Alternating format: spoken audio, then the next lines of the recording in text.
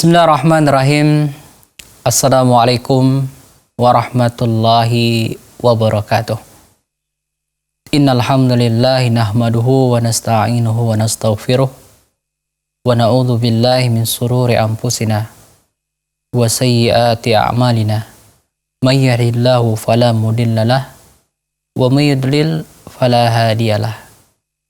Alhamdulillah, segala puji bagi Allah yang dengan rahmat nikmatnya kepada kita, Allah masih memberikan kepada kita begitu banyak nikmat dan kesempatan.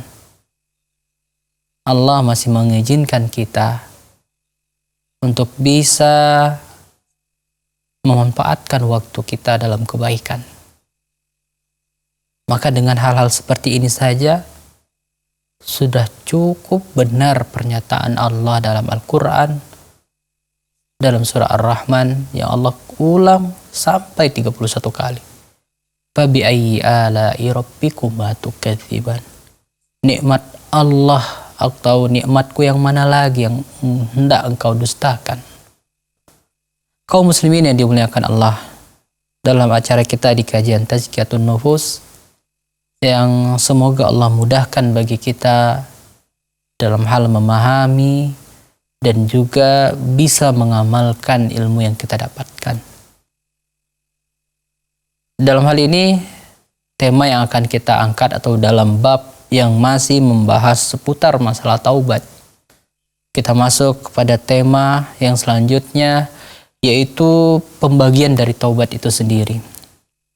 Yang kita perlu tahu bahwasanya ternyata taubat itu memiliki pembagian, di antaranya setidaknya ada 2 pembagian yang kita bahas.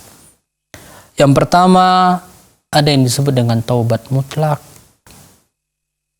dan yang kedua disebut dengan muqayyad.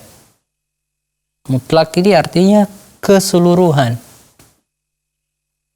Yang maksudnya di sini adalah dosa yang kita kerjakan semasa hidup kita. Dan kita tahu, kita adalah manusia. Nisyan, tempatnya manusia itu mahallil khata'. Tempatnya sering melakukan kesalahan. Kullu bani Adam khata' wa khairul khata' at-tawwabun. Seluruh manusia itu tanpa terkecuali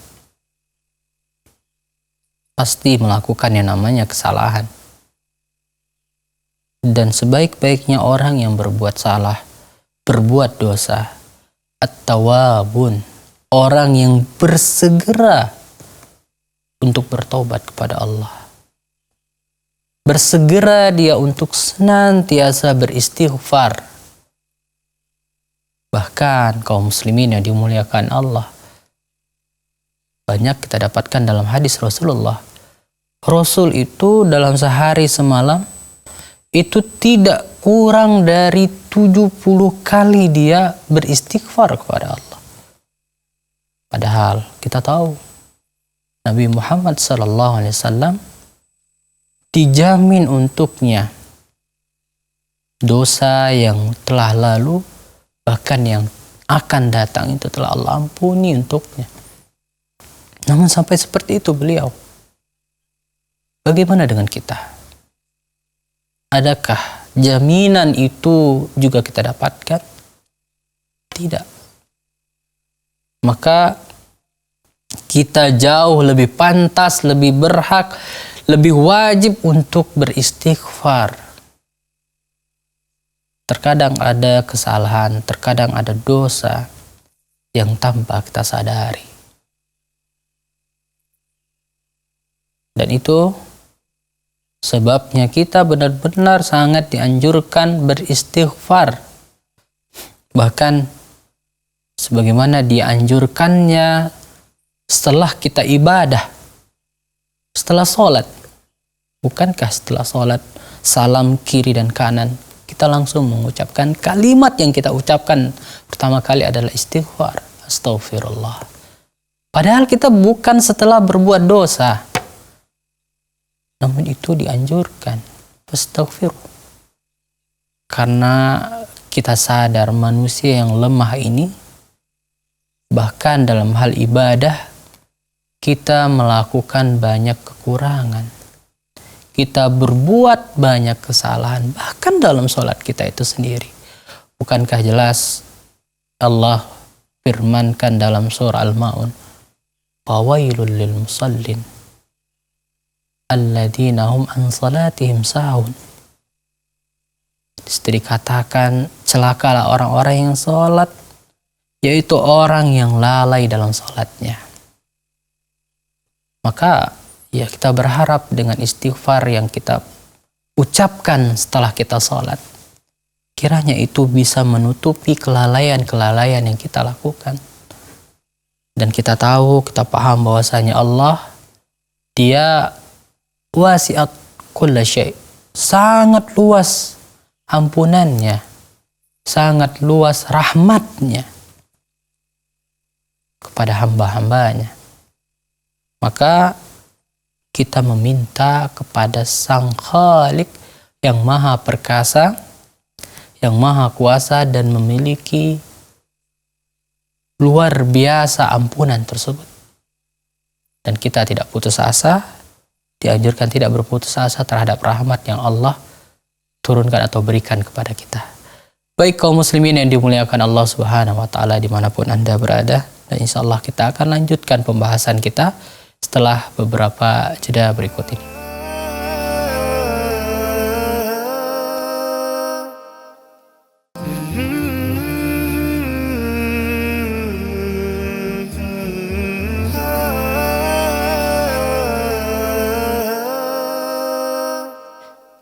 Ya baik kaum muslimin yang dimuliakan Allah, kita lanjutkan kembali pembahasan kita di kajian Tazkiyatun Nufus, yang mana kita membahas tentang pembagian dari taubat. Nah, kita masuk pada bagian yang pertama dari taubat, yaitu taubat mutlak, atau di sini dikatakan taubat mutlak ini adalah bertaubat dari segala perbuatan dosa. Bertobat dari segala perbuatan dosa. Dan kita paham, mengerti bagaimana seorang manusia dia senantiasa sering melakukan dosa. Dari kita membuka mata sampai kita tidur kembali, nah mungkin kita terluput dari kita hal-hal yang mungkin itu dianggap suatu perbuatan dosa. Ya, terluput dari kita. Yang kita ingat mungkin kalau berbuat dosa, dosa yang besar, dosa yang mungkin terdihitung. Maka di sana kita dapati dalam Al-Quran ada kata-kata, ya, "Faman ya'mal misqala dzarratin khairan yarah, wa man ya'mal misqala dzarratin syarran yarah."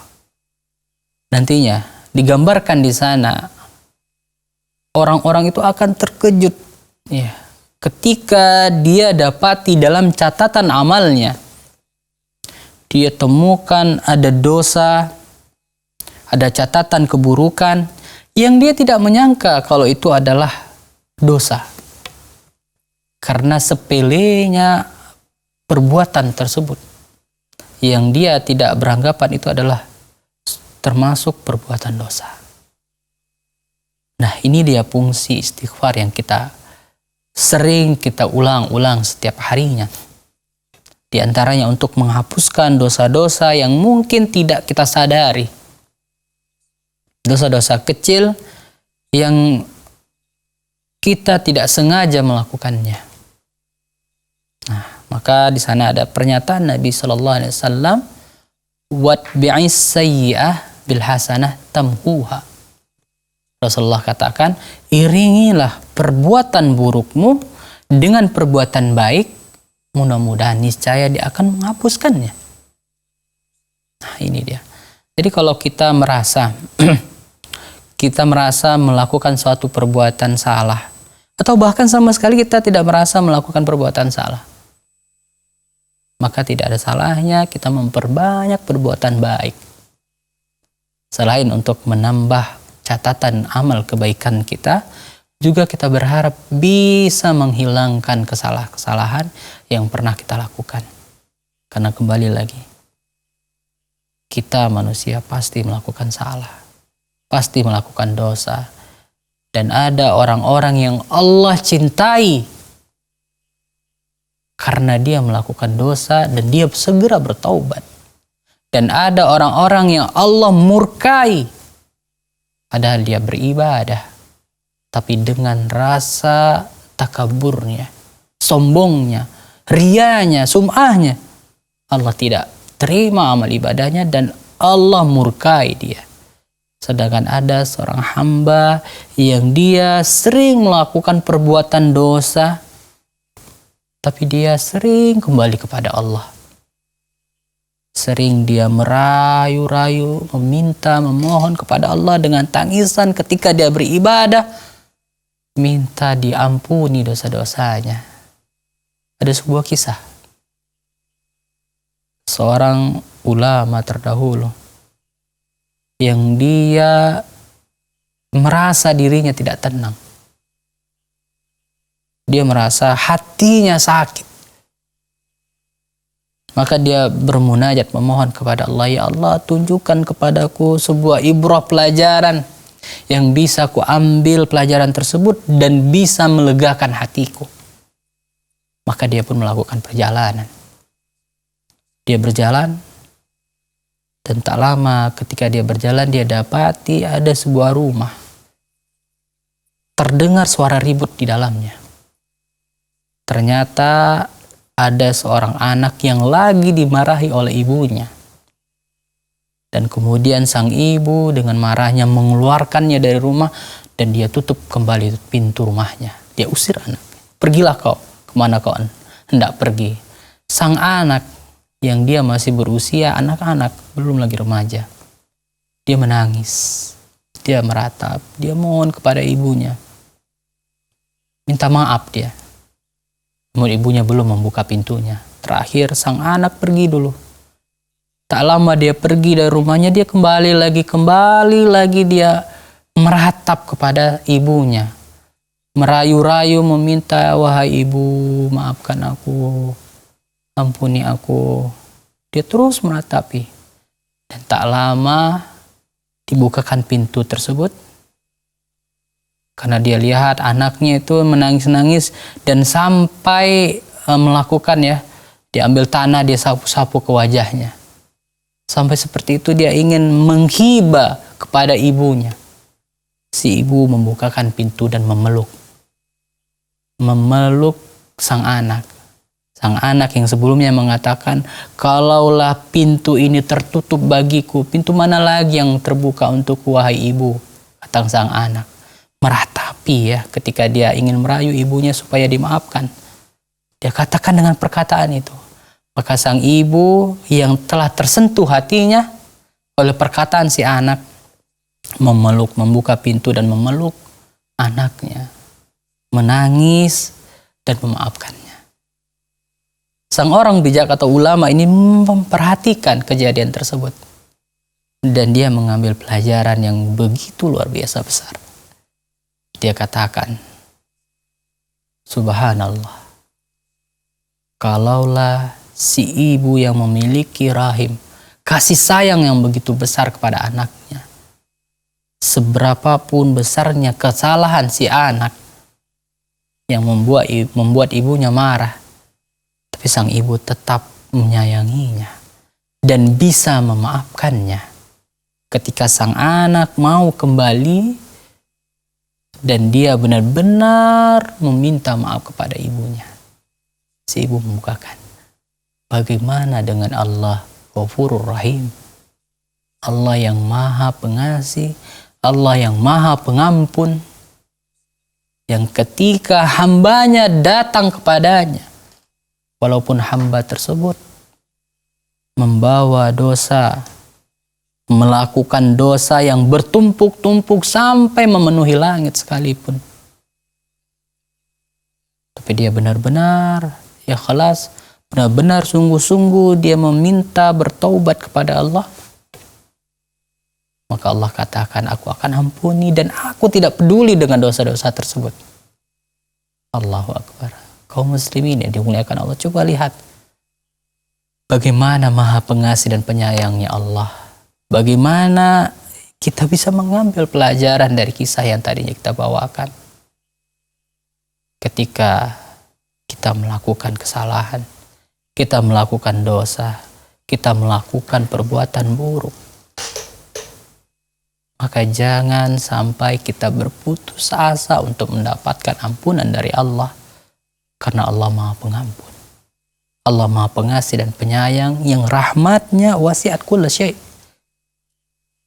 Sangat luas menyertai segala sesuatunya. Baik kaum muslimin yang dimuliakan Allah, kita akan lanjutkan insyaallah setelah beberapa jeda berikut ini.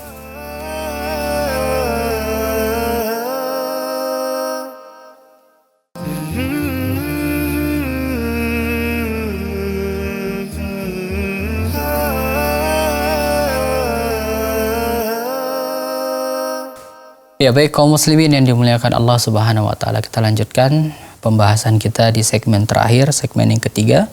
Nah, tadi kita sudah membahas pembagian yang pertama dari taubat dan kita masuk kepada pembagian yang kedua, yaitu taubat muqayyad. Taubat muqayyad ini yaitu taubat terhadap suatu kesalahan tertentu yang pernah dilakukan. Artinya khusus.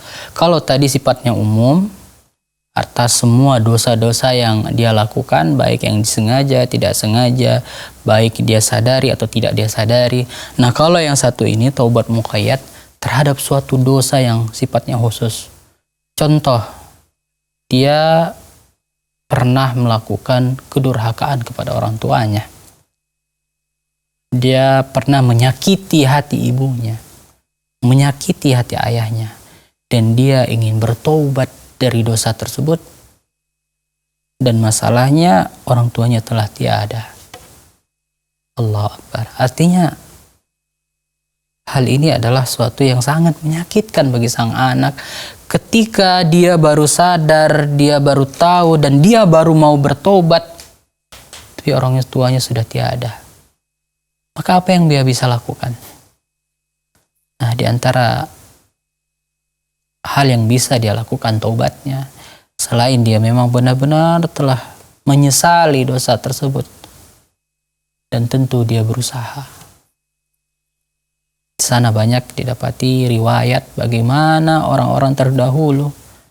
Ada Umar bin Khattab yang dia ingin berbakti kepada orang tuanya yang telah meninggal dengan cara diantaranya melalui kerabatnya. Kerabat dari orang tuanya atau dari ayahnya, atau juga teman semasa hidupnya. Nah, itu yang dia bisa lakukan diantaranya. Taubatnya selain dengan mendoakannya, itu udah jelas. Dia selalu mendoakan orang tuanya. Dan dia kalau memiliki kelebihan, dia berimpak atau bersedekah atas nama orang tuanya. Nah, itu bisa dia lakukan. Nah, taubat muqayyad ini artinya dia benar-benar menyesali perbuatan tersebut dan berusaha untuk tidak mengulanginya, dan tentu dia juga mengubahnya. Artinya dia berusaha untuk mengimbangi kesalahan yang dia lakukan. Contoh tadi misalnya dosa ghibah, dia menggibahi saudaranya, ya. Selain dia meminta maaf pada orangnya, mungkin dia bisa membersihkan namanya, karena sebelumnya mungkin dia pernah menjelek-jelekkannya dan lain sebagainya. Nah, jadi dosa atau juga taubat muqayyad ini dia berhubungan dengan bagaimana caranya kita menghapuskan atau juga berusaha menghilangkan, memohon kepada Allah agar dosa tersebut bisa diampuni dan tidak kita ulangi lagi. Dan kita butuh pertolongan dari Allah untuk keluar, berhenti dari dosa tersebut. Ada istilah seseorang itu dia bahkan bisa sampai pada tingkatan dia sudah tidak lagi menikmati dosa tersebut. Contoh, dia suka bermain wanita, ya. Dia bisa sampai kepada tingkatan atau sampai kepada tidak lagi merasakan nikmatnya berbuat dosa itu, tapi dia tidak bisa lepas, tidak bisa keluar dari dosa bermain wanita tersebut. Sampai seperti itu perbuatan dosa. Dia tidak lagi menikmati enaknya rasanya tersebut, tapi dia tidak bisa keluar dari melakukan dosa itu, tidak bisa meninggalkan perbuatan dosa itu. Nah, disinilah sangat butuh kita mohon kepada Allah membantu diri kita.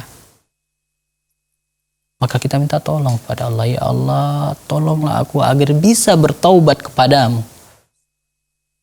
Karena tanpa pertolongan Allah, kita hamba yang lemah. La haula wa la quwata illa billah.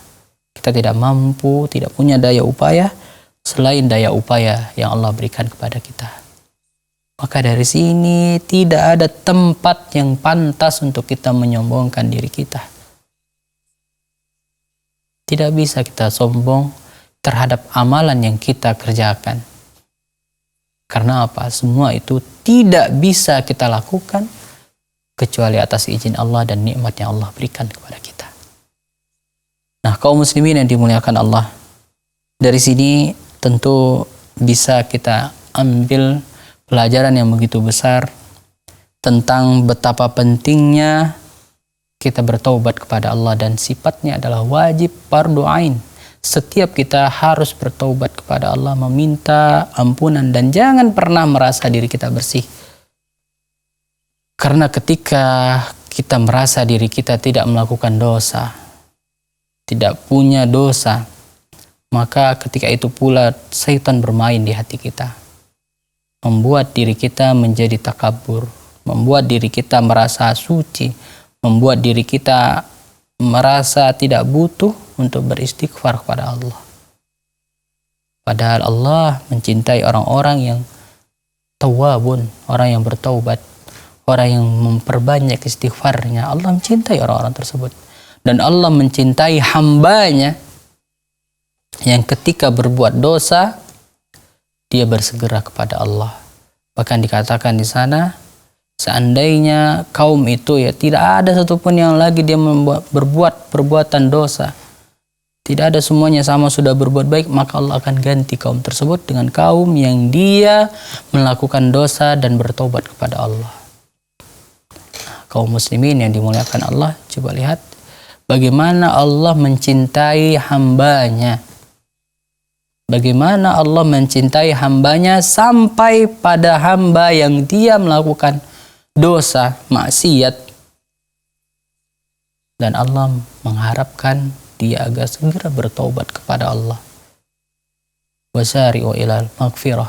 Dia bersegera untuk mengambil atau untuk segera kembali berlari dia untuk mendapatkan ampunan dari Allah, dan Allah mencintainya. Maka berusahalah sebelum ajal menjemput kita untuk bisa kita mendapatkan ampunan dari Allah.